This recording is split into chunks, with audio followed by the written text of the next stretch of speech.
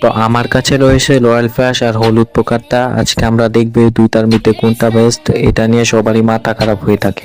আজ দেখবো কোনটা ইউজ করলে বেশি সুবিধা পাওয়া যায়, রয়্যাল ফ্লাশ নাকি হলুদটা।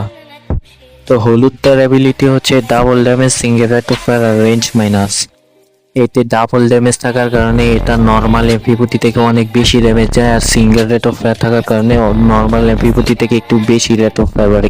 কিন্তু এর একটা খারাপ দিকে হচ্ছে এটা রেঞ্জ মাইনাস, তাই এটা দূর থেকে আর মিড রেঞ্জ থেকে খুব কম ড্যামেজ দেয়। কিন্তু এমপিপিটি সবসময় শর্ট রেঞ্জে ব্যবহার করা হয়, তাই এর রেঞ্জ মাইনাস বেশি একটা বড় বিষয় না। স্ক্রিনের উপরে দেখতেই পাচ্ছেন আমি একটু ড্র্যাগ করার সাথে সাথে হেডশট লেগে যাচ্ছে। এটা ডাবল ড্যামেজ আর সিঙ্গেল রেট অফ ফায়ার থাকার কারণে সেকেন্ডের মধ্যে এনিমি খতম।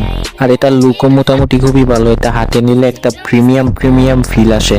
এখন দেখবো রয়্যাল ফ্ল্যাশ কিরকম চলে। আর অ্যাবিলিটি হচ্ছে double damage, single rate of fire আর অ্যাকুরেসি মাইনাস।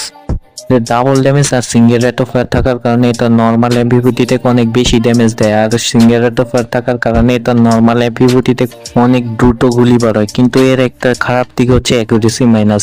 এনিমির শরীরে এটার গুলি সহজে লাগতে চায় না, অ্যাকুরেসি মাইনাস থাকার কারণে গুলি সবসময় ছড়িয়ে যায়। মাঝে মাঝে এটা কাছের এনিমিকে এম করতে গেলে অন্য এনিমির গায়ে এম চলে যায়, তো তখন সামনের এনিমিটা আমাদের মেরে ফেলে। তো আমার মতে দুইটার মধ্যে বেস্ট এমপিপিটি হলো হলুদটা।